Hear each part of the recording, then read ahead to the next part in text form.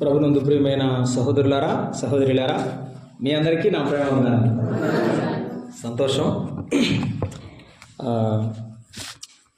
ప్రభు యొక్క మహాకృపను బట్టి ఈ యొక్క ఆదివార దినంలో మీ మధ్య ఉండడం సంతోషం. దేవుని దాసుల ప్రయాణం కొరకు మనము ప్రార్థన చేయాలి. దేవుని దాసుల యొక్క అవసరాల కొరకు, వారి కుటుంబాల కొరకు తప్పకుండా స్థానిక సంఘం ప్రార్థించవలసిన అవసరం, భారం ఉన్నది. అది మనం గుర్తుంచుకోవాలి. సేవకుడు తన సమయాన్ని వెచ్చించి మన కొరకు ప్రార్థిస్తారు, ప్రయాసపడతారు. మనము ఇబ్బందులు ఉన్నప్పుడు మనల్ని ఆదరిస్తారు. అది వారి బాధ్యత, రైట్?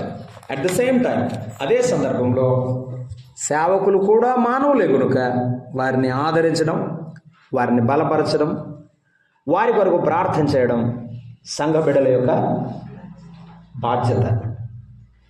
మీరు దళకాయ లోపల నాకు తెలుసు. ఎందుకంటే unless you become a father of somebody or some child, you will not be in a position to understand the burden of the father. తండ్రి అయ్యేదాకా తండ్రి మనసు నీకు అర్థం కాదు. ఒకసారి పెళ్లి చేసుకొని పిల్లని కంటే, బిడ్డని కంటే అప్పుడు తెలుస్తుంది. అలాగే సంఘ సేవకుని యొక్క, సంఘ పెద్ద యొక్క హృదయం తెలుసుకోవాలి అంటే నువ్వు కూడా సంఘ పెద్ద అవ్వాలా. అప్పుడు తెలుస్తుంది. వాక్యం చదవాలి, నేర్చుకోవాలి, చదవాలి, తర్వాత సంఘాన్ని ప్రేమించాలి, ఆదరించాలి, మనం ఖర్చు పడాలి, కష్టపడాలి, మన సమయాన్ని, మన పరిస్థితులు ప్రక్కన పెట్టి వారి ఇల్లు చుట్టూ తిరగాలి, వారిని ప్రేమించాలని తెలుస్తుంది. కనుక మీరు ప్రభువు నమ్ముకున్నారు, ప్రారంభ దినాల్లో కొత్తగా వాక్యం నేర్చుకుంటున్నారు, సంతోషం. బాధ్యతను పంచుకునే కుమారులుగా, ఆత్మీయమైనటువంటి బిడ్డలుగా ఎదగాలని మా కోరిక, ప్రార్థన. సంతోషం. ఇది నా తమ్ముడు కనుక నేను చెప్తున్నానని అన్నిదా భావించవద్దు. ఇది ఎవరైనా చెప్తారు. ఇది వాస్తవమైన సత్యం. బైబిల్ చదివేవారు, ప్రార్థన చేసేవారికి అర్థమయ్యే సత్యం. కనుక ఈ విషయాన్ని మనము అర్థం చేసుకుందాం. మంచిది. 30వ తారీఖున అన్నగారు ప్రకటన చేసినట్టు శుక్రవారం మరి గృహప్రవేశం ఉంది. దేవుని బిడ్డలు జానన్న, మరి అలాగే ప్రేమ కుటుంబాన్ని దేవుడు ప్రేమించాడు. వారికి ఇచ్చినటువంటి గృహాన్ని బట్టి సంతోషిస్తున్నాం. వారు ఇరువురు ఆ కుటుంబంలో కలిసి ప్రభువుని ఘనపరచాలని ఇష్టపడుతున్నారు కనుక ప్రార్థించండి. అనుకూలత కొరకు వీళ్ళు చూసుకొని మరి ఆ కూడికి రావాలని వారు ప్రేమతో ఆహ్వానిస్తున్నారు. నా వ్యక్తిగతమైన మనం ఏమిటంటే, రేపు ఫిబ్రవరిలో 1వ తారీఖున, 2వ తారీఖున విజయవాడలో VTPS Vijayawada thermal power station దగ్గర మీటింగ్స్ జరగబోతూ ఉన్నాయి. ఆ 2 దినాల పరిచర్య కొరకు ప్రార్థన చేయండి. దేవుని దాసులు శాంసన్ గారు విజయవాడ నుండి, అలాగే సికా జోసెఫ్ గారు విజయవాడ నుండి వస్తున్నారు. వారి మధ్యలో మరి నేను కూడా వాక్యం అందించవలసింది 2 దినాలు. ఆ పరిచర్య కొరకు ప్రార్థన చేయాలని ప్రేమతో తెలియజేస్తున్నాం. మీ వ్యక్తిగత ప్రార్థనలో వీకోట పరిచర్య కొరకు ప్రార్థన చేస్తున్నందుకు మేము కృతజ్ఞులం. మేము మిమ్మల్ని ఎల్లప్పుడూ జ్ఞాపకం చేసుకుంటూ ప్రార్థన చేస్తున్నాం. ఈ మధ్యాహ్న సమయంలో సమయాన్ని మనం వృధా చేయకుండా దేవుని వాక్యాన్ని చదువుకుందాం. సమయము 12:18 అయింది. నా గడియారంలో సంఘ పెద్దలు ప్రకటించినట్టు 1 గంటకు ముగించబడుతుంది. Okay, right. దేవుని వాక్యాన్ని చదువుకుందాం రండి. అపోస్తలుడైన పౌలు తిమోతికి రాసినటువంటి మొదటి పత్రిక, అపోస్తలుడైన పౌలు తిమోతికి రాసిన మొదటి పత్రిక, మొదటి అధ్యాయం 12వ వచనము నుండి ఒక పారాగ్రాఫ్గా ఉంది 16వ వచనం వరకు చదువుకుందాం. పూర్వము దూషకుడను, హింసకుడను, హానికరుడనైన నన్ను తన పరిచర్యకు నియమించి నమ్మకమైన వానిగా ఎంచినందుకు నన్ను బలపరిచిన మన ప్రభు అయిన యేసుక్రీస్తుకు కృతజ్ఞుడనై ఉన్నాను. తెలియక అవిశ్వాసము వలన చేసి తిని గనుక కనికరింపబడి తిని, మరియు మన ప్రభువు యొక్క కృపయు క్రీస్తు యేసునందు విశ్వాసమును ప్రేమయు అత్యధికముగా విస్తరించను. పాపులను రక్షించుటకు క్రీస్తు యేసు లోకమునకు వచ్చెనను వాక్యము నమ్మదగినదియు పూర్ణాంగీకారమునకు యోగ్యమునై ఉన్నది.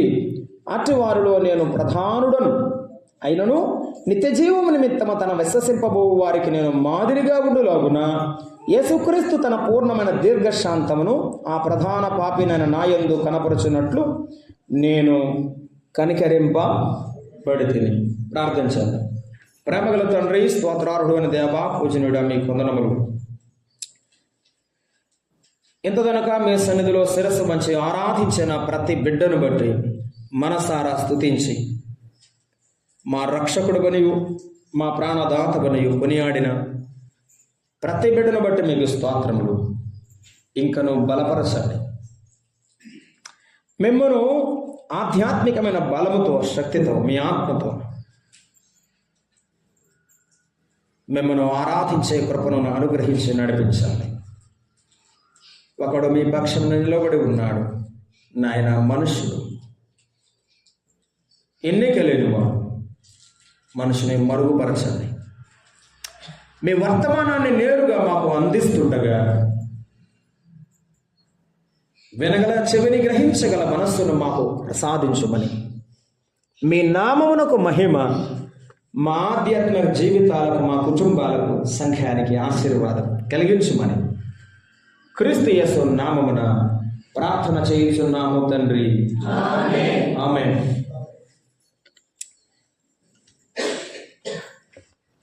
మా సంఘంలో బైబిల్ స్టడీలో తిమోతి పత్రికను ప్రారంభం చేశాం. ఈ మొదటి అధ్యాయం ప్రారంభంలో మేమున్నాము. అవే మాటలు, సందేశం మీకు అందించడానికి ప్రభు యొక్క ఆత్మ ప్రేరేపణ బట్టి మీ మధ్య ఉన్నా. తిమోతికి రాసిన పత్రికలో పౌలు రాసినటువంటి మొదటి పత్రికలో మనకు 6 అధ్యాయాలు ఉన్నాయి. మొదటి అధ్యాయాన్ని ప్రభు నాకు ఇచ్చిన ఆలోచన, ధర్మశాస్త్రోపదేశకులు, అది మొదటి అధ్యాయంలో మొదటి వచనం నుండి 11 వరకు ఉన్నది. 12 నుండి ఆఖరి వరకు క్రీస్తు పరిచారకులు, లేకపోతే క్రీస్తు సేవకులు, దేవుని సేవకులు ఎటువంటి వారు అనే 2 మాటలు మనకు ప్రస్ఫుటంగా కనిపిస్తాయి. ధర్మశాస్త్రోపదేశకులు అంటే నాకు బైబిల్ బాగా తెలుసు అనేవారు ఎలా ఉంటారు, నాకు ప్రభువు మాత్రమే తెలుసు అనేవారు ఎలా ఉంటారు, తేడా తెలుసుకోవాలి. నేను మీకు ధర్మశాస్త్రానికి వచ్చి చెప్పను, అది మళ్ళీ కన్ఫ్యూజింగ్, నేను మాట్లాడను. కానీ మీకు మనకు అర్థమయ్యే భాషలో ఏంటంటే, నాకు బైబిల్ బాగా తెలుసు అనేవాడు ఎలా ఉంటారు, నాకు యేసుక్రీస్తు ప్రభువే తెలుసు, ఆయన మాటలే నాకు తెలుసు, ఆయన బలమే నాకు తెలుసు, కాబట్టి నేను ఆయనతో ఉంటాను అనేవారు ఎలా ఉంటారో మనం చూడబోతున్నాం. ఈరోజు మనం చదువుకున్న 12వ వచనం నుండి 16 వరకు ఉన్నది క్రీస్తు సేవకుడు, దేవుని దాసుడు, అపోస్తుడైన పౌలు యొక్క జీవితాన్ని అక్కడ మన ముందు పెట్టాడు. ధర్మశాస్త్రోపదేశకులు ఎలా ఉంటారు అంటే, సత్యమునకు భిన్నమైన బోధ చేస్తారు, వాక్యానికి వ్యతిరేకంగా మాట్లాడేవారు. మేము నమ్ముకున్నామని చెప్తారు, కానీ వారి మాటలు, వారి జీవితం ఎట్లా ఉంటుంది, వాక్యానికి వ్యతిరేకంగా ఉంటుంది. ఇవి ధర్మశాస్త్రము లేకపోతే వాక్యం బాగా తెలుసు, నాకు అన్ని తెలుసు అనుకునేవారు. రెండవది ఏంటంటే కల్పనా కథలు వినేవారు అన్నాడు 3వ వచనంలో. 3వ వచనంలో చెప్పాడు, నేను మాసిదోనియాకు వెళుచుండగా సత్యమునకు భిన్నమైన బోధ చేయవద్దు అని. ఈ ధర్మశాస్త్రోపదేశకుడు బోధ చేస్తాడు, కానీ ఏముండదు, వాక్య సత్యం ఉండదు, జీవితంలో దేవుని వాక్య సత్యం ఉండదు. రెండవది కల్పనా కథలు ఇష్టం వారికి. ఏమిటి కథ చెప్పాలా, అన్న మొన్న వచ్చి చెప్పాడు, దాంట్లో భలే కథ చెప్పాడు అక్క అంట. కథ కావాలా, వాక్యం కావాలా చెప్పండి? వాక్యం కావాలి, కథ కాదు. యేసు ప్రభు జీవితం కథ కాదు. ఈ ధర్మశాస్త్రోపదేశకులు కథల మీద ఉంటారు, వాక్యం మీద ఉండరు, గద్దించరు, బుద్ధి చెప్పరు, ఇలా ఉండాలి అలా ఉండాలని చెప్పరు. మన భాషలో చెప్పాలంటే జోల పడతారు. అమ్మగారు మంచివారు, అయ్యగారు మంచివారు, నేను మంచివాడిని, స్వడబ్బా పరడబ్బా పరస్పర డబ్బా అన్నాడు ఒక ఆయన. నా డబ్బా నేను కొట్టుకుంటే నాది సొంత డబ్బా, నీ డబ్బా కొట్టాను అనుకో పర డబ్బా, మన ఇద్దరం పొగుడుకున్నాం అనుకో పరస్పర డబ్బా, సరిపోయా. ఇలా ఉంటాయి చాలామంది మీటింగుల్లో. ఆయన నన్ను పిలిచాడు కాబట్టి నేను ఆయన పొగడాలి, నన్ను పిలిచాడు కాబట్టి నన్ను పొగడాలి. ఇలా అయితే ఎలా? కొంతమంది అలా ఉన్నారు. అటువంటి వారు కాదు మనకు కావాల్సింది. పౌలు వంటి వారు కావాలి. పౌలు వంటి వారు ఎటువంటి వారు ధ్యానం చేయబోతున్నాం. కల్పనా కథలు అన్నారు. మూడవది మితములేని వంశావళి. అసలు ఏం చెప్తారంటే, నీకు అసలు తెలుసా ఆదాము ఎట్లా పుట్టాడు, ఆదాము తర్వాత వచ్చిన వాళ్ళు ఎట్లా వచ్చారు, ఆ వంశావళి ఏంటో నీకు తెలుసా, షేత్ ఎవరు, ఎనోష్ ఎవరు నీకు తెలుసా? మనకేం తెలుసు? అబ్బో అన్నకు బాగా తెలుసు అనుకుంటాం. మనకు వంశావళులు చెప్పినంత మాత్రం చేత భక్తి గలవారని కాదు, యూదుల ఆచారాలు చదివినంత మాత్రం చేత భక్తి గలవారని కాదు, బైబిల్ తెలిసినంత మాత్రాన భక్తి గలవారని కాదు. వారు దేవుని సేవకులని కాదు, దేవుని పరిచారకులని కాదు. బైబిల్ తెలిస్తే నువ్వు దేవుని పరిచారకుడు కాలేవు. బైబిల్ నీ జీవితంలో ఉంటే, యేసయ్య నీ జీవితంలో ఉంటే నీవు పరిచారకుడు అవుతావు. నీవు దేవుని సేవ చేస్తావు, దేవుడు నిన్ను వాడుకుంటాడు. అది తిమోతికి చెప్పాడు. అయ్యా సంఘంలో పెద్దలు అట్లా ఉన్నారు, జాగ్రత్త, పోయి వాళ్ళని సరిచేసి రమ్మని చెప్పాడు. అది విషయం. తర్వాత అన్నాడు, విశ్వాస సంబంధమైన దేవుని ఏర్పాటుతో కాక వివాదములతోనే సంబంధం కలిగి ఉన్నవాడిని 4వ వచనంలో అన్నాడు. ఇవన్నీ ఏముంటాయంట? వివాదాలు ఉంటాయి. కాబట్టి మనం వివాదం పెట్టుకోవడానికా, విశ్వాసం పెంచుకోవడానికా? చెప్పండి. బైబిల్ చదివేది ఎందుకు? వివాదానికా, విశ్వాసానికా? అంతే. విశ్వాస సంబంధమైన వాటిని వెతుకుదాం.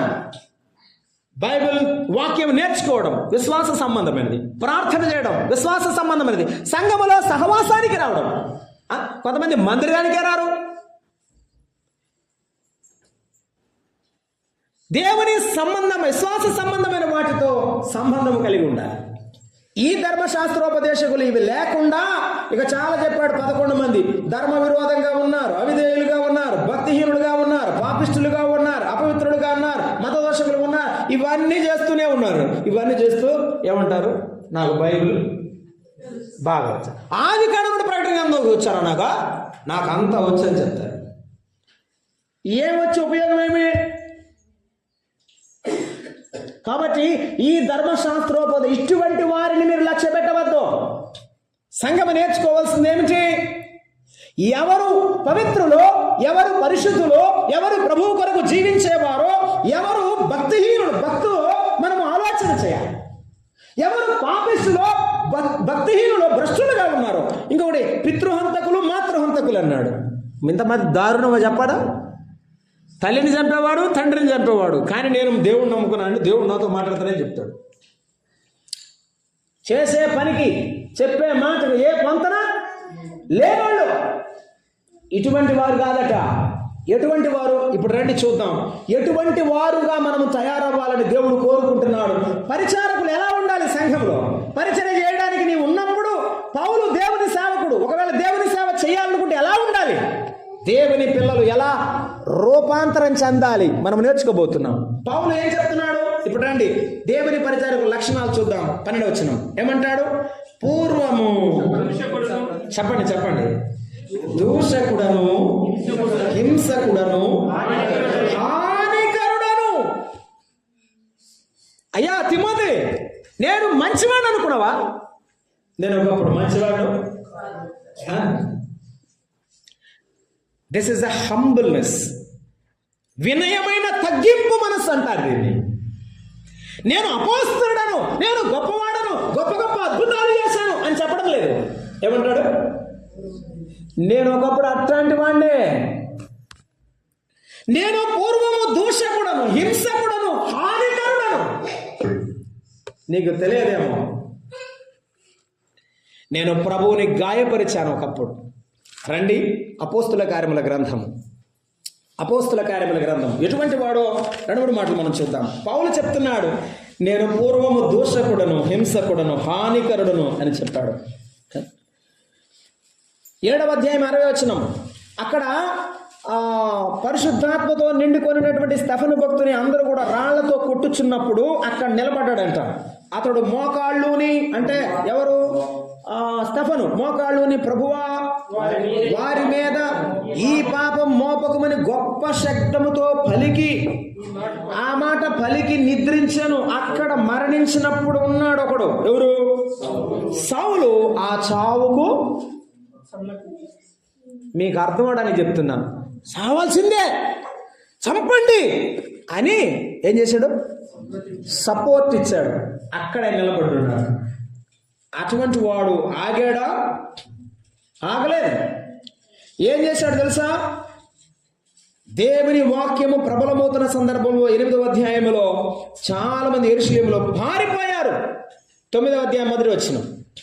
సౌలు ఇంకను ప్రభువు యొక్క శిష్యులను బెదిరించుటయు, హత్య చేయుటయు, తనకు ప్రాధాధారమైనట్టు ప్రధాన యాజకునికి వెళ్ళి ఈ మార్గమందున్న, అంటే యేసుక్రీస్తు మార్గములో ఉన్న పురుషులను స్త్రీలను కనుగొనేలా వారిని బంధించి యెరూషలేమునకు తీసుకొని వచ్చుటకు దమస్కులోని సమాజముల వారికి పత్రికలిమ్మని అడిగాను.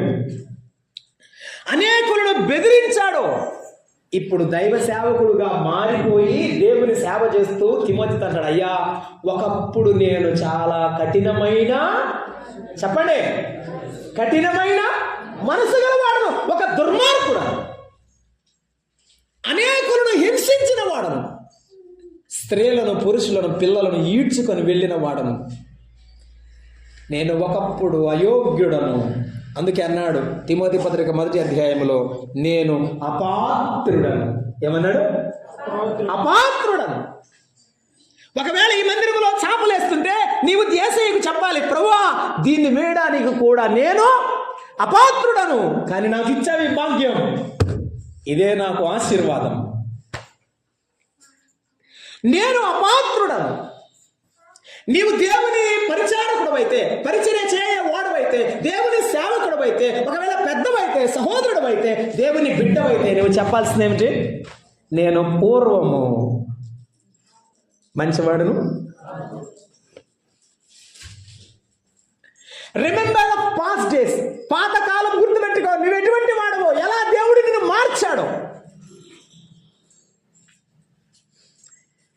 నేను దూషకుడను, ఎంతమందిని తిట్టాను, ఎలా బూతులు తిట్టాను. నా బ్రతుకు చూసినప్పుడు ఒకప్పుడు నేనైతే మారేవాణి కాదేమో, నా ప్రభువు నన్ను మార్చాడు. నా ప్రభువు నన్ను మార్చాడు. నా ప్రభువు నన్ను మార్చాడు. తిమోతి ఓ యవన కుమారుడా, నా నిజమైన కుమారుడా, నన్ను మార్చిన దేవునికి స్తోత్రం, నేను కృతజ్ఞుడనై ఉన్నాను అన్నాడు. ఎప్పుడు మనము గుర్తుపెట్టుకోవాలి, దేవుని పిల్లలు, నిజమైన పరిచారకులు, దేవుని పరిచర్య చేసేవారు, సంఘంలో ఉండే బిడ్డలు గుర్తుంచుకోవాలి, నేను మారినది కాదు, నన్నే మార్చిన వాడు నా ప్రభువు. వారికి తెలిసిన దాంట్లో అతిశయపడుతున్నారు, కానీ ఇక్కడ దేవుని నిజమైన నమ్ముకున్న వారు దేవునిలో తగ్గింపు జీవితాన్ని కలిగి ఉంటారు. హానికరుడను నేను, అటువంటి వారిని పిలిచాడు. సౌలా సౌలా నీవేళ నన్ను హింసిస్తున్నావని పిలిస్తే, అయ్యా నీవెవడవు నాకు తెలియదు. ఒకప్పుడు ఆయన ఎవరో నీకు తెలియదు కాబట్టే తెలియక చేశావు. ఇప్పుడు ఆయన ఎవరో చెప్పండి అమ్మా. ఆ మాట చెప్పాలని కదా ఎంతసేపు చెప్పింది. ఆయన ఎవరో తెలుసు కాబట్టి తెలిసినట్టుండాలా, తెలియనట్టుండాలా? ఓ క్రేతీయులారా, క్రేతులో ఉన్నటువంటి వారికి తీతును పంపించి బోధ చేయిస్తూ 1వ అధ్యాయం తీతుకు రాసిన పత్రికలో అపోస్తలుడైన పౌలు తీతుకు రాసిన పత్రికలో 1వ అధ్యాయంలో 16 అంటారు. ఏమని? దేవుని ఎరుగుదుమని వారు చెప్పుకొందురు గాని, ఏం చెప్పుకుంటారట? మాకు దేవుడు తెలుసు అని చెప్పుకుంటారంట. కానీ వారు అసహ్యులు, అవిధేయులు, ప్రతి సత్కార్యమునకు విషయములో భ్రష్టులై ఉండి తమ క్రియల వలన ఆయనను ఎరుగమన్నట్టున్నారు. తెలుసని చెబుతారంట, కానీ మాట ఏమో తెలుసు అని చెప్తారు, జీవితమేమో తెలియనట్టు బతుకుతారు.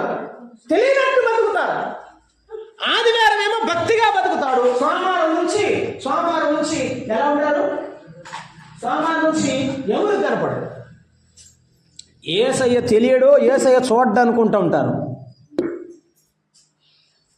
దేవుడు నీకు ప్రతిఫలం, నాకు ప్రతిఫలం ఇస్తాడు. ఒకప్పుడు నేను అవిశ్వాసం వల్ల తెలియక చేశాను. అయ్యా నీవెవడు నాకు తెలియలేదు. అలాగైతే నా దాసుడు అననీయను పంపిస్తాను, నీకు కంటి చూపు వచ్చిన తర్వాత నా కొరకు బతకమన్నాడు. అంతే, సౌలు జీవితం మారిపోయి పౌలుగా మారిపోయాడు. నేను ఒకప్పుడు మార్చబడలేదు, కానీ యేసయ్య మన జీవితాన్ని మార్చాడు. కాబట్టి మన ప్రభువుని మనం మర్చిపోకూడదు. ఇది వినయమైన జీవితం, ఇది తగ్గింపగలిగిన జీవితం. తిమోతి, నేను ఎటువంటి వాడిని అనుకుంటున్నాను? నేను మంచివాడిని కాదు, కానీ నా ప్రభువే మంచివాడుగా మార్చాడు. భక్తిహీనుడి భక్తిపరుడుగా మార్చాడు. నంబర్ 1, 12వ వచనంలో చెప్పాడు, హింసకుడను హానికరుడనైన నన్ను ఆయన నన్ను పిలిచాడు. 2, తన పరిచర్యకు హి అపాయింటెడ్ మీ, నన్ను నియమించిన వాడు ఆయన. నేను అడుగుతున్నాను, ఈ అమ్మ నీకు 1 ఎకరం పొలం ఉందనుకో, పొలంలో పని చేయాలి. నీకు తెలిసిందే, పొలంలో పని చేయాలి. రేపు పనికి నాటుకు పిలవాలి. ఏదో వరి నాటు వేస్తా ఉన్నారు, వరి నాటు వేయడానికి పిలవాలి. ఎవరిని పిలుస్తావు? నన్ను పిలిచావు అనుకో, నాకేం రావు, నాటితే మొత్తం పైకి లేవుతుంది నెల మీదకి, ఎందుకంటే నా జాత కాదు. ఎవరిని పిలుస్తావు? ఆయనే వాళ్ళని పిలుస్తావు అన్నావు. రైట్, మంచిది. క్లారిటీగా మొత్తం చెప్తావు. చూడండి, నాటే వాళ్ళు పిలవాలి. నాటు జాతగా పిలిస్తే ఉపయోగం అవుతుంది, అంతే కదా? ప్రయోజనం లేదు. మొక్కలు నాటగా నీళ్ళ మీద ఉపయోగం ఉందండి, అంతే కదా? అంటే అర్థమేమిటో తెలుసా? పనికి అర్హులైన వారిని, అది కదా చెప్పడానికి కదా ఇప్పుడు చెప్పింది. అర్హులైన వారిని పిలవాలి. ఎవరు పని చేసేవాళ్ళో వాళ్ళే పిలవాలి. పని చేయని వాళ్ళు పిలుస్తారంటే పనికి. నీ ఎకరం పొలంలో నాటడానికి ఇన్ని ఆలోచిస్తే పరలోకంలో వ్యవసాయం చేయడానికి ఎవరు పిలవాలా? చేసేవాళ్ళ చేయని వాళ్ళ? ప్రార్థన చేసేవాళ్ళ దేవుడు పిలవాలా? వాక్యం చదివేవాడే కదా దేవుడు వాడుకోవాలా? కూడికలకు క్రమం తప్పకుండా వచ్చేవాడే కదా దేవుడు వాడుకోవాలా? నేను మాత్రం స్పెషల్, ఎప్పుడైనా వస్తాను, కానీ నన్ను మాత్రం వాడుకోవాలి. వండర్ఫుల్ అండి బాబు. మీ ఫార్ములా చాలా గొప్పది కదా. మీరే ఒక కంపెనీ పెట్టారనుకోండి, నెలకు ఒకసారి ఉద్యోగానికి వచ్చేవాడిని ఏమనుకుంటారు? మీరు మెచ్చుకొని అవార్డు అంటారు కదా, లైఫ్ అచీవ్మెంట్ అవార్డు, జీవిత సాఫల్య పురస్కారం. నేను ఇలా మాట్లాడుతాను అనుకోవద్దు. మనం ప్రభువుకి ఎంత దగ్గరగా ఉంటే అంత గొప్పగా ప్రభువు మనం వాడుకున్నాడు. No matter what the people think. ప్రజలు ఎలా మాట్లాడుతున్నారో, ప్రజలు ఎలా ఆలోచిస్తున్నారో మనకు అనవసరం, కానీ నా ప్రభువు నన్ను ఏమడుగుతున్నాడు అదే నా పూర్తి. నా మనసులో ఉన్న ప్రభువు నాతో మాట్లాడాలి. నేనేం చేస్తున్నానని తెలుసుకున్నా ఆయన మాట్లాడాలి. పౌలు భక్తుడు ఏమంటాడంటే, ఈ పరిచర్యకు పనికి రాని వాడలేదా నన్ను. ఏమంటాడు? ఇంకొక మాట అన్నాడండి, నాకు బాగా ఇష్టమైన మాట. ఆ మాట చూడండి, 16వ వచనం. ఆయనను నిత్య జీవన నిమిత్తం తన విశ్వాసము వారికి నేను మాదిరిగా ఉండులాగునా. ఏమండి? పాదిరిగా కాదు, మాదిరిగా ఉండులాగునా. యేసుక్రీస్తు తన పూర్ణమైన దీర్ఘశాంతమును ఆ ప్రధాన పాపిని నేనే. అపోస్తలులకు ముందు కానీ అపోస్తలుల తర్వాత కానీ నాలాంటి పాపిష్టుడు లేడు. కానీ దేవుడు ఏం చేశాడు? నన్ను ఏర్పరిచాడు, నన్ను పిలిచి నన్ను నియమించాడు. నా యందు కనపరచినట్లు నేను కనికరింపబడితిని. నేను పాపినే కానీ నన్ను కనికరించిన వాడు యేసయ్య, నన్ను నియమించిన వాడు యేసయ్య.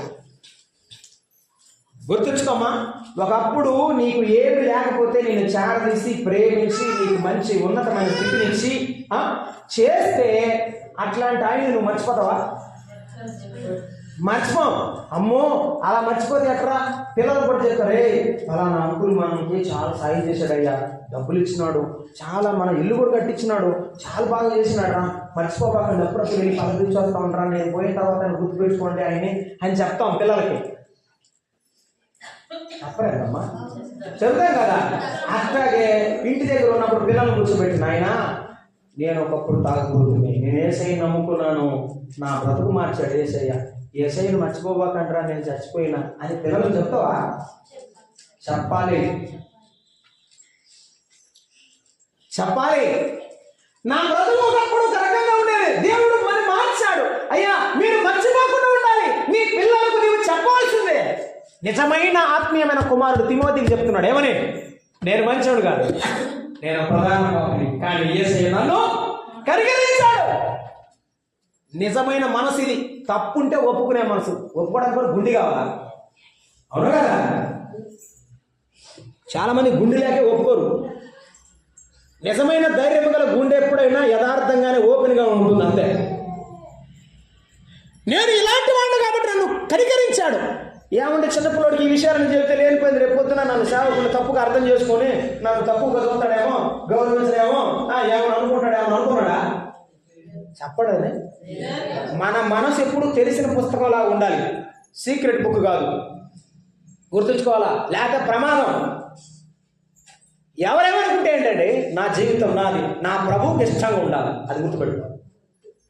పౌలు తన కుమారుడికి చెప్తున్నాడు, ఏమనంటే నేను ప్రధాన పాపని అయినా కనికరించిన వాడు యేసయ్య.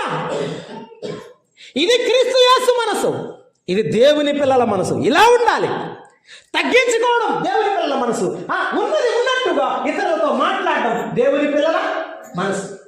దేవుని పరిచారకులు సంఘంలో పరిచయం చేసే బిడ్డలు గుర్తుంచుకోవాలి, యథార్థంగా ఉండాలి, ఉన్నది ఉన్నట్టుగా మాట్లాడాలి, తగ్గింపు జీవితాన్ని కలిగి ఉండాలి. ఇది అవసరం. దేవుని పరిచయం చేసే వారి చేతులు అంత పవిత్రంగా ఉండాలి. ఆ పవిత్రమైన చేతులతో ఈ శాపలు వేయాలి, అక్కడే కూర్చోవాలి దేవుని పిల్లలు ఎవరైనా.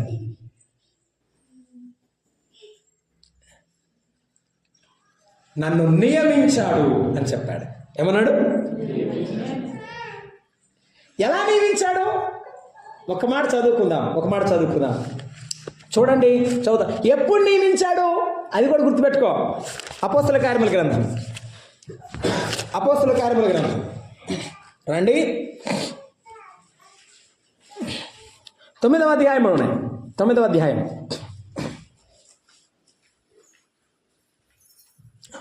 9వ అధ్యాయంలో ప్రభువు సౌలా నీవేళ నన్ను హింసించుచున్నావు అని 4వ వచనంలో ఆ స్వరము సౌలుకు వినబడింది. ప్రభువా నీవెవడవని 5వ వచనంలో అడిగాడు. 6వ వచనం, లేచి పట్టణంలోకి వెళ్ళి అక్కడ ఏమి చేయవలో నీకు తెలియబడని చెప్పాను. ఏమన్నాడు? లేచి పట్టణంలోకి వెళ్ళు, అక్కడ నీకేమి చేయవలనో చెబుతారు అని చెప్పి పంపించాడు. ఒకటి, ప్రభువుని మనం అడగాలి, ప్రభువా నీవు ఎటువంటి వాడవో నేను నిన్ను తెలుసుకోవాలి అనేటువంటి డిజైర్, కోరిక విశ్వాసులకు ఉండాలి. రెండవది, ప్రభువా నీవెవడవు అని అడిగాడు. రెండవది, నేనేం చేయాలని అడిగాడండి. ఏమడిగాడు? నువ్వెవరు అని అడిగాడు. రెండవది ఏం చెప్పాడు? నన్నేం చేయమంటావు అన్నాడు. నమ్ముకున్న ప్రతి విశ్వాసి అడగాల్సిన రెండు మాటలు. దేవుడు ఏమని? ప్రభువా నీవెవరో నాకు బయలుపరచు, నీ శక్తి ఏమిటో, నీ ప్రభావం ఏమిటో, నీ మహిమ ఏమిటో నాకు చూపించు, నన్ను బలపరచు నీ శక్తితో. ఇది అవసరం. రెండవది, ప్రభువా నన్నేం చేయమంటావు? ఉద్యోగం ఎక్కడ చేయాలి? వ్యవసాయం ఎక్కడ చేయాలి? ఏ పొలం తీసుకోవాలి, తీసుకోకూడదా? ఏం చేయమంటావు? ప్రభువా నా ఇంట్లో నేనేం చేయాలి? నా పిల్లల్ని ఏం చదివించాలి? ఎలా ఉంచాలి? భవిష్యత్తు జరిగిన దేవుడు కొడుక ఆయన ఏం చేయాలి? చెప్పండి, అడగాలి. మనం ఏం చేయాలి? అడగాలి. మనం ఏది పడితే చేసేసి ఏది పడితే తప్పకూడదు. ఓకే, అర్థమవుతుందా? చేసేసిన తర్వాత అడగకూడదు. బైబిల్లో చేసేసిన తర్వాత అడిగిన చాలా మంది ఉన్నారు. ఒక ఆయన ఉన్నాడు, సౌలు రాజు, ఇశ్రాయేలులకు మొదటి రాజు. ఏం చేశాడు? దహన బలి అర్పించవద్దని సమయంలో చెబితే ఏం చేశాడు? గబాగబా పోయి అర్పణ అర్పించేశాడు. అర్పించడం అయిపోయి ముగిపోయిన తర్వాత సమయం వచ్చాడు. ఇప్పుడు ఏం చేయాలో అర్థం కాలేదు. సరే అయిపోయింది.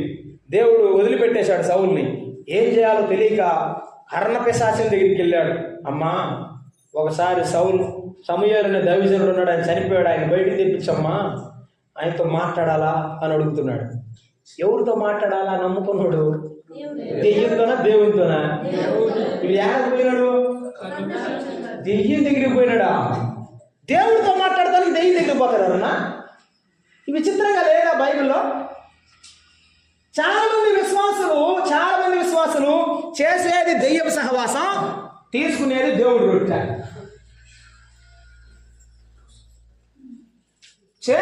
మాట్లాడేది దెయ్యపు మాటలు, ఆదివారం పాడేది దేవుడు పాటలు. దీవించమంటావు, ఎట్లా వస్తాడు? ఎట్లా ఏం చెయ్యి వచ్చింది నీ చేతి మీదకి, నీ నెత్తి మీదకి ఎట్లా వస్తా చెప్పండి?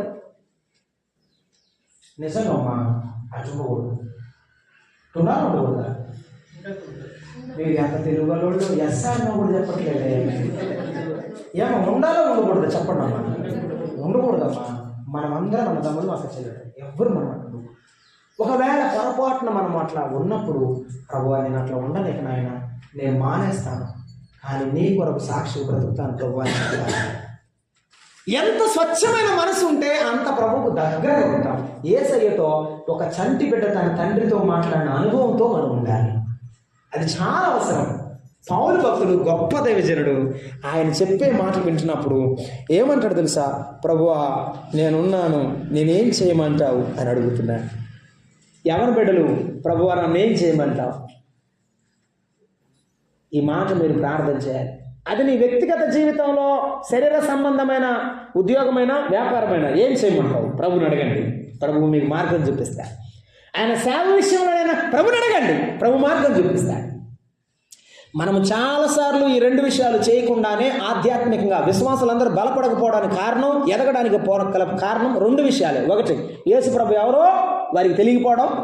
రెండు, ప్రభు ఏం చేయమంటావని యేసు ప్రభువుని అడగకుండా ఏది పడుతుంది చేయడం. ఈ రెండే మనం దారి తప్పడానికి కారణం. ప్రతి విశ్వాసం చేయాల్సిన విషయం ఇది. పౌలు భక్తుడు ఈ విషయం తెలుసుకున్నాడు. ప్రారంభంలోనే ప్రభువుని అడిగాడు, ప్రభువా నా కళ్ళు పోయాయి, ఇప్పుడు నన్ను ఏం చేయమంటావు చెప్పు, నువ్వేం చెబితే. యేసయ్య సౌలును చూసి పౌలును చూసి నవ్వి ఉంటాడు. బాగా బలం ఉందనుకున్నాడు, ఏదో చేద్దాం అనుకున్నాడు. సరే ఇక నా సేవ చేయి వెళ్ళు అని పంపించాడు. చూసారా? ఎవడు దీనుడైనా సన్నిధిని వణుకుచున్నాడో నేను వానినే దృష్టించుచున్నా. నేను వాని చూస్తాను, వారే కావాలి నాకు భయపడేవారు కావాలి, నేనంటే భక్తిగా ఉండేవారు కావాలి, నేనంటే ప్రేమించేవారు కావాలి. నాకెవరు కావాలి? నాకు బాగా కానుకలు ఇచ్చేవారు కావాలి. అవునా? చెప్పడమ్మా. కానుక పెద్దది ఇస్తే 10 నిమిషాలు 5 నిమిషాలు ఎక్కువ ప్రార్థన చేసేవాళ్ళు ఉన్నారు. దానివల్ల ఏం ఉపయోగం లేదు. ఏదో నీ సెల్ఫ్ సాటిస్ఫాక్షన్, ఇంటికి వెళ్తావు అంతే. మేము చిన్నపిల్లప్పుడు చెప్పి చెవులు చాడేసుకుని ఇంటికి పోవటమే. అలా కాదు. భక్తి ముఖ్యం, దేవుని ఎడల భయపడడం ముఖ్యం. ఇది అర్థం చేసుకుందాం. పౌలు భక్తుడు భయపడ్డాడు. He lost all his properties. తనకున్న ఆస్తినంతా విడిచిపెట్టాడు. ఒక సంచి భుజాన్ని వేసుకొని స్వార్థ చెప్పడానికి దేశ దేశాలు వెళ్ళిపోయాడు. సంచి కాదు, సంఖలో ఉంది దేవుడు, హృదయంలో ఉంది దేవుడు. ఆ దేవుడు దేశ దేశాలు తిప్పాడు. నీవు దేశంలో ఏ మూలనున్నా, హైదరాబాద్లో, బెంగళూరులో, ఏ ప్రాంతంలో నీవున్నా, నీవు దేవుని ఎడల భయంగా ఉంటే నిన్ను దేవుని సన్నిధిలో ఆయన హెచ్చరించడం ఆయన చిత్తం, ఆయనకిష్టం. అంతే. ఇదిగో పౌలు భక్తుడు యథార్థంగా తన యొక్క వినయభావంతో ఒప్పుకుంటూ ఆ యొక్క తిమోతికి అది వివరిస్తూ ఉండగా తిమోతి ఆ విషయాలు నెమరు వేసుకుంటున్నాడు. అది తిమోతికి పాఠం. ఎప్పుడైనా పెద్దల యొక్క బలహీనత, లేకపోతే పాతకాలంలో ప్రభు నమ్మక ముందు వాళ్ళు చేసిన పొరపాట్లు మనం తెలుసుకొని నువ్వు వింటాడు, ఇప్పుడు ఏదో యేసు ప్రభు బయలు కొట్టుకోమని ఎగతాళి చేయకుండా, వింటున్నారా? యేసు ప్రభు నమ్మిన తర్వాత యేసయ్య మార్చాడు, నేను కూడా అలాగే మారి ప్రభు కొరకు నిలబడాలని అనుకోవాలి. పెద్దల్ని తక్కువగా హ్యాండిల్ చేసి మాట్లాడటం కాదు. కానీ ఒకప్పుడు నువ్వు తాగేవో, ఇప్పుడేదో యేసు ప్రభు నమ్ముకుని మాటలు చెప్తా ఉన్నావు, మేము కూడా మారతాంలే అనేవాళ్ళు ఉన్నారు. ఇప్పుడు మారకపోగా, మార్చుకోకపోగా పెద్దలను తృణీకరించడం మంచిది కాదు, మారుకోవాలి. తిమోతి ఈ మాటలను వింటూ భయపడ్డాడు కనుక మంచి సేవ చేసి దైవజనుడుగా పిలువబడ్డాడు. నేను ప్రధాన పాపినని తగ్గించుకున్నాడు. దేవుడే పరిచర్యకు నియమించాడని ఏమని చెప్పాడు? 13వ వచనం, నమ్మకమైన వానిగా ఎంచినందుకు నన్ను ఏం చేశాడు? చెప్పండి అమ్మా, చెప్పండి అమ్మా. అమ్మ మరియమ్మ చాలా మంచిదమ్మా. ఆమె ఎంత మంచిదంటే ఎంత నమ్మకస్తురాలో, మా అత్తమ్మ ఎంత నమ్మకస్తురాలో, నా బిడ్డ ఎంత నమ్మకస్తురాలో అని దేవుడు సంతోషపడి నిన్ను ఎంచి నీవు బాగా బతుకుతావు, నీవు ఆయన కొరకు ఉంటావని నిన్ను ఎంచి నిన్ను అనుకొని నీవే ఆయన కొరకు నిలబడాలి అనుకొని తన బిడ్డగా పిలుచుకొని సంతోషపడుతున్నాడు. ఆయన సంతోషాన్ని అలా కొనసాగిద్దామా, లేకపోతే నమ్మకాన్ని పోగొట్టుకుందామా? యెహోవా సౌలును స్థిరపరచదలిచి ఉండెను, కానీ సౌలు నిలబడక పోయాడు. ఆయన కోరిక నిన్ను స్థిరపరచాలని, ఆయన కోరిక నిన్ను బలపరచాలని, ఆయన కోరిక నిన్ను పైకి లేపాలని. అయితే నీవు యేసయ్య కొరకు నిలబడినప్పుడే స్థిరపడతావు, బలపడతావు. ఎప్పుడు యేసయ్యను విడిచిపెడతావో అప్పుడు చెప్పాడు బైబిల్లో, యెహోవాను విడిచివానికి శ్రమలు విస్తరించును. దేవుని విడిచిపెట్టి ఒకసారి యేసు ప్రభువుని నమ్ముకొని దేవుడు ఎవరో తెలిసి నీ విడిచిపెట్టావా, ప్రభువు నిన్ను విడిచిపెట్టడు. నేను 2 విషయాలు చెప్తాను ఇక్కడ మీకు క్లారిటీ. అందరూ యేసు ప్రభు నమ్ముకున్నాడు, చర్చికి వచ్చేవాడు అందరూ కాదు. కానీ కొంతమంది నమ్ముకోకపోయినా బాప్తిసం తీసుకొని రొట్టె తింటూ ఉంటారు మనతో. బావు, ఇది చాలా టఫ్ విషయం నేను చెప్తున్నాను, మళ్ళీ మీరు ఏమని అనుకోవద్దు. నమ్ముకోకుండానే రొట్టె రసం తీసుకునే వాళ్ళు కూడా ఉన్నారు. ఇప్పుడు ఎట్లన్నా చెప్తాను వినండి. ప్రభువు నమ్ముకున్న వాడికి ఒకరోజు ఏమి లేదట, తినటానికి ఏమి లేదు, ఆకలి అవుతుంది, ఏం తినాలో తెలియదు. ఏం తినాలో తెలియకపోతే పక్కన వాళ్ళ చెట్టు ఏం చేస్తారో వంగిందంట, జామకాయ చెట్టు. జామకాయ చెట్టు ఆకలి అవుతుంది కదా, ఒక కాయే కదా, చెట్టు పంద కాదు అని కోసుకుందామని ఇట్ట చేయి పెట్టాడంట. దేవుడు హృదయంలో ఉన్నాడు కదా, రే చెట్టు నీది కాదు, కాయ నీది కూడా పట్టుకోక అని మనసు అంతరాత్మలో గద్దించిందంట. అంటేను అక్కడే మోకాళ్ళ మీద వేసి, ప్రభా క్షమించిన ఆయన, నాకు ఆకలి అవుతుంది, ఏం చేయాలో తెలియట్లేదు అని ప్రార్థన చేసి ఆమెను అన్నాక అక్క వచ్చిందట, భోజనం తీసుకొని భోజనం పెట్టి తిన్నాడట. నేనేం చెప్తున్నానంటే, నమ్మిన విశ్వాసంలో దేవుని ఆత్మ గద్దిస్తాడు, అప్పుడు వాడు దిద్దుకుంటాడు తప్పు, అది కరెక్ట్, అది వాడు నమ్మినట్టు. అర్థమైందా? పొరపాటు చేస్తున్నా కూడా నాకేం బాగలేదు, బాగానే ఉన్నాడు మీరు అంటుంటారు చూసారు అప్పుడప్పుడు. ఏమంటే వాళ్ళు ఏంటంటే దేవుని నమ్ముకున్నాం అని చెప్తారు, ఎట్లా పడితే అట్లంటారు. కానీ వాళ్ళు బాగుంటారు, బిల్డింగ్లు వస్తున్నాయి అంటే అసలు కదిలించడం. మీకు విషయం తెలుసా? అసలు కదిలించడం. నేను మళ్ళీ ఒక వర్షం చెప్తాను. నా కొడుకు కానీ రోడ్డు మీద వెళ్ళి ఏదైనా అట్టటి తిరుగుతా, నేను చెప్పిన మాట వినకపోతే ఏం చెప్తాను? మీరేం చేయరు, నేనేం చేస్తాను చెప్తానండి. కర్ర తీసుకొని ఆరాని బాగా 2-3 దెబ్బలు వేస్తా అన్నమాట. ఎందుకు? నా కొడుకు కాబట్టి. పక్కింటి వాడు అబ్బాయా అదే రోడ్డు మీద తిరిగి బాగా చేస్తున్నాడు, అనుకుంటాను కానీ వెళ్ళి కొట్టను. ఎందుకు? నా కొడుకు కాదు కాబట్టి. అర్థమవుతుందా? నమ్మిన విశ్వాస అయితే దేవుడు వదిలిపెడతాడు. కొడతాడో తిడతాడో ఏం చేస్తాడో లేపేస్తాడో తెలీదు, ఏదో ఒకటి చేస్తాడు, సరి చేస్తాడు, లేకపోతే ఏదో ఒకటి చేస్తాడు. నమ్మకపోతే కదిలించడం, ఎందుకంటే నువ్వు ఆయన బిడ్డవు కాదు కాబట్టి. ఇది విషయం. దేవుని పిల్లలమైన మనము గుర్తుంచుకోవాల్సింది ఏంటంటే, నమ్మకంగా ఎంచాడు కనుక ఆ నమ్మకాన్ని పోగొట్టుకోకుండా ఏం చేయాలి? మనము కాపాడుకోవాలి, జాగ్రత్తగా ఉండాలి. హెబ్రీ పత్రిక 3వ అధ్యాయం పౌలు భక్తుడు అపోస్తలుడైన పౌలు హెబ్రీయులకు రాసినటువంటి పత్రికలో 3వ అధ్యాయం 12వ వచనం చదువుతారా? 12వ వచనం, సహోదరులారా జీవము గల దేవుని విడిచిపోవునట్టి విశ్వాసము లేని దుష్ట హృదయము మీలో ఎవని యందైనా ఉండునేమో. ఒకవేళ పొరపాటున వస్తుందేమో జాగ్రత్త. యేసయ్యని విడిచిపెడతావేమో జాగ్రత్త.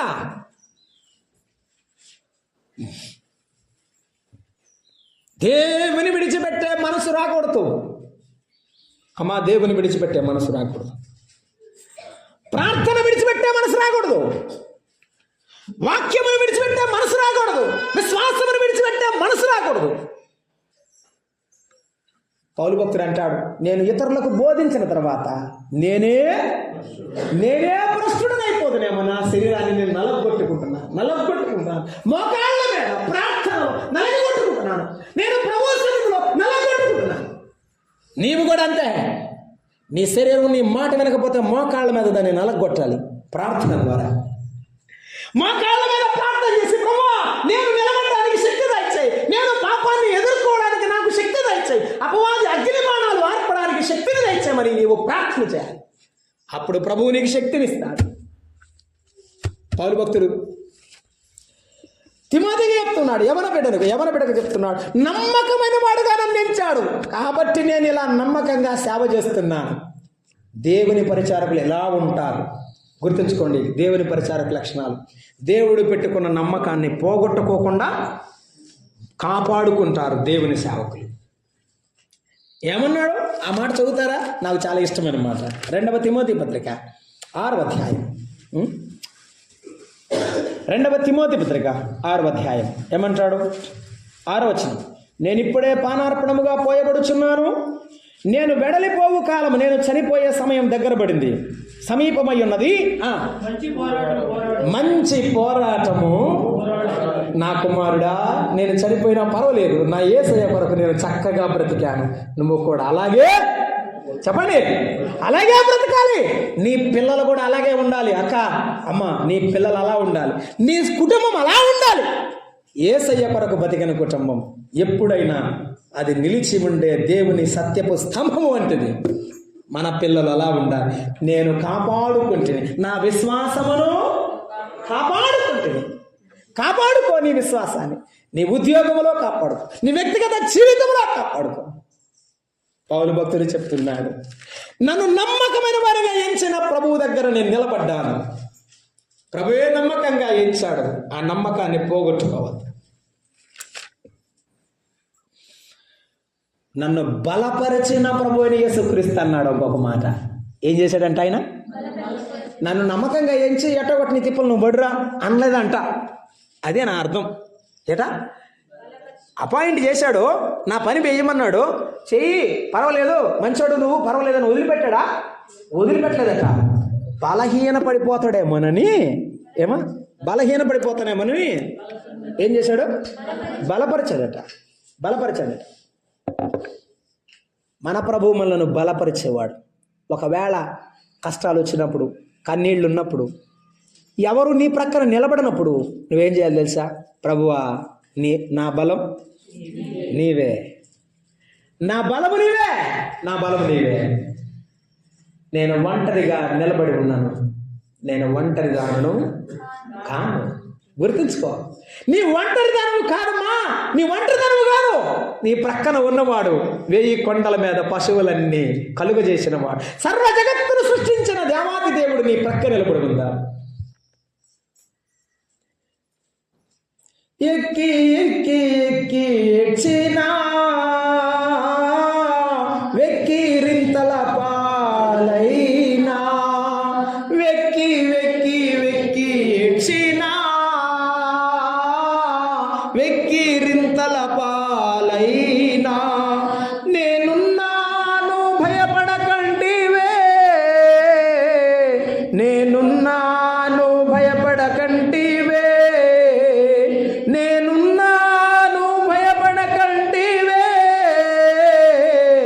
నేనున్నాను భయపడకంటివే, కాదన్నాడు నేను అనాథను.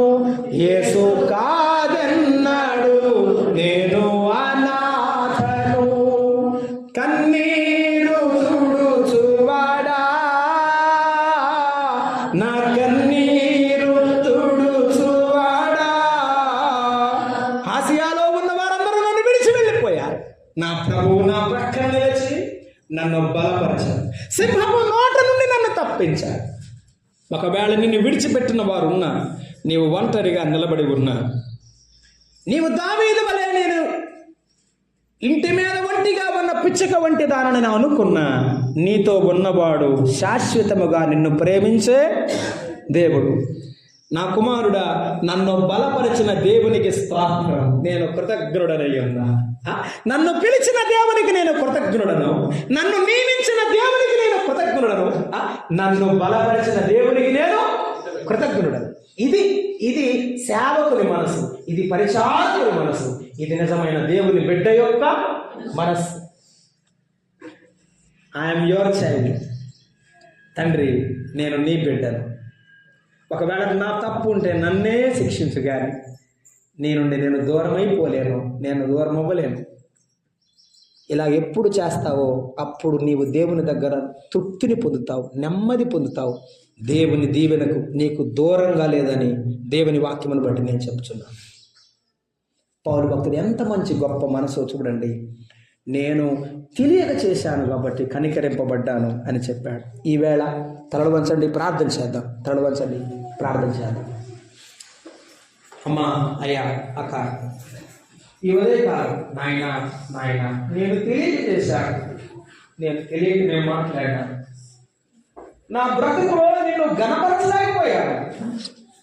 నిలబడదాం అనుకుంటాను, నిలబడలేకపోయాను. నీ కొరకు గొప్పగా పని చేయాలనుకుంటాను, చేయలేకపోతున్నాను. నాయనా, నన్ను క్షమించు. ఇక నుండి నీ కొరకు నేను బ్రతుకుతాను. నా ప్రభువా, నన్ను బలపరచు. నాకు బలం దయచేయి, నాకు స్థిరత దయచేయి.